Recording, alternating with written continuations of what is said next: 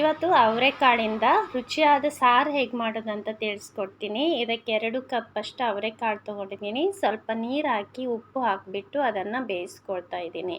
ಕುಕ್ಕರ್ನಲ್ಲಿ 3 whistle ಹಾಕೊಳ್ತಾ ಇದ್ದೀನಿ. Medium ಫ್ಲೇಮಲ್ಲಿ ಇಟ್ಕೊಂಡಿದ್ದೀನಿ. ನಂತರ ಇನ್ನೊಂದು ಬಾಣಲೆಗೆ 1 ಟೇಬಲ್ ಸ್ಪೂನಷ್ಟು ಎಣ್ಣೆ ಹಾಕ್ಕೊಂಡು 5 ರಿಂದ 6 ಲವಂಗ, 1 ಚಕ್ಕೆ, 1 ಹೆಚ್ಚಿರುವಂತಹ ಈರುಳ್ಳಿ, ನಂತರ 8 ರಿಂದ 10 ಬೆಳ್ಳುಳ್ಳಿ ಹೆಸಳು ಹಾಕ್ಕೊಂಡು ಅದನ್ನು ಎಣ್ಣೆಯಲ್ಲಿ ಹುರ್ಕೊಳ್ತಾ ಇದ್ದೀನಿ. ಒಂದು 2 ರಿಂದ 3 ನಿಮಿಷ ಕಲರ್ ಚೇಂಜ್ ಆಗೋ ತನಕ ಅದನ್ನು ಹುರ್ಕೋಬೇಕು. ನಂತರ 1 ಇಂಚಷ್ಟು ಶುಂಠಿ, 2 ಟೇಬಲ್ ಸ್ಪೂನಷ್ಟು ಕೊತ್ತಂಬರಿ, ನಂತರ 1 ಟೇಬಲ್ ಸ್ಪೂನಷ್ಟು ಜೀರಿಗೆ, 1 ಟೀ ಸ್ಪೂನಷ್ಟು ಸೋಂಪು ಹಾಕ್ಕೊಂಡು ಇದನ್ನು ಸಹ ಈರುಳ್ಳಿ ಒಟ್ಟಿಗೆ ಹುರ್ಕೋಬೇಕು. ನಂತರ ಅದಕ್ಕೆ ನಾನು 2 ಹಸಿಮೆಣಸನ್ನು ಹಾಕ್ಕೊಳ್ತಾ ಇದ್ದೀನಿ. 1-2 ಒಣಮೆಣಸು ಹಾಕ್ಕೊಳ್ತಾ ಇದ್ದೀನಿ. ಖಾರ ಜಾಸ್ತಿ ಬೇಕನ್ನೋರು ಜಾಸ್ತಿ ಹಾಕ್ಕೊಳ್ಳಿ.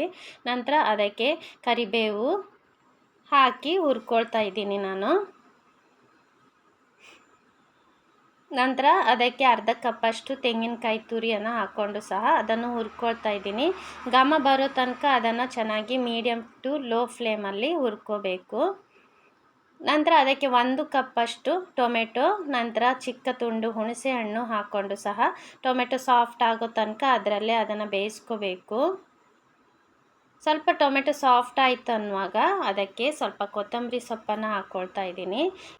ಅದನ್ನು ಸಹ 1 ನಿಮಿಷ ಈ ಟೊಮೆಟೊ ಜೊತೆಗೆ ಸ್ವಲ್ಪ ಬೇಯಿಸ್ಕೋಬೇಕು.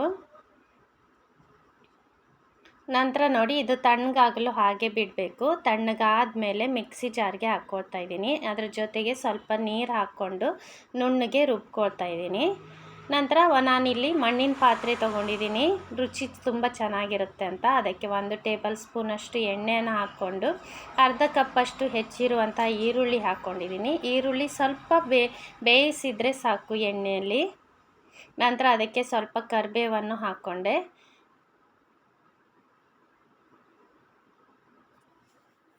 ನಂತರ 2 ಸಹ ಹುರಿದ ನಂತರ ಅದಕ್ಕೆ ಮಸಾಲೆನ ಹಾಕ್ಕೊಂಡಿದ್ದೀನಿ. ನಿಮಗೆ ಬೆಳ್ಳುಳ್ಳಿ ಇಷ್ಟ ಇದ್ದರೆ ಬೆಳ್ಳುಳ್ಳಿ ಜಜ್ಜಿಬಿಟ್ಟು ಸಹ ಹಾಕ್ಕೋಬೋದು.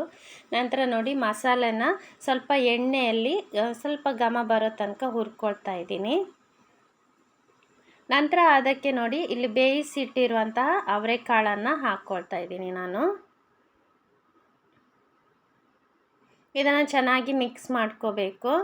ನಂತರ ಇದಕ್ಕೆ 1 ಕಪ್ಪಷ್ಟು ನೀರನ್ನು ಹಾಕ್ಕೊಳ್ತಾ ಇದ್ದೀನಿ. ನೋಡಿಕೊಂಡು ನೀರು ಹಾಕ್ಕೊಳ್ಳಿ. ಜಾಸ್ತಿ ಮಸಾಲೆ ನೀರಾದರೂ ಟೇಸ್ಟ್ ಇರಲ್ಲ. ಬೇಕಂದರೆ ಎಕ್ಸ್ಟ್ರಾ ನೀರನ್ನು ಹಾಕ್ಕೋಬೋದು. ನಂತರ ಅದಕ್ಕೆ 1/4 ಟೀ ಸ್ಪೂನಷ್ಟು ಅರಿಶಿನ ಪುಡಿ, ರುಚಿಗೆ ತಕ್ಕಷ್ಟು ಉಪ್ಪನ್ನು ಹಾಕ್ಕೊಂಡಿದ್ದೀನಿ. ಇದನ್ನು ಚೆನ್ನಾಗಿ ಕುದಿಸ್ಕೋಬೇಕು. ಒಂದು 10 ನಿಮಿಷ ಸಣ್ಣ ಉರಿಯಲ್ಲಿ ಕುದಿಸ್ಕೋಬೇಕು. ನೋಡಿ ಗ್ರೇವಿ ಸಹ ತುಂಬ ತಿಕ್ಕಾಗಿ ಬಂದಿದೆ. ನೋಡಿ ಸಿಂಪಲ್ ಆಗಿರುವಂತಹ ಅವರೆಕಾಳಿನ ಸಾರು ರೆಡಿ ಆಯಿತು.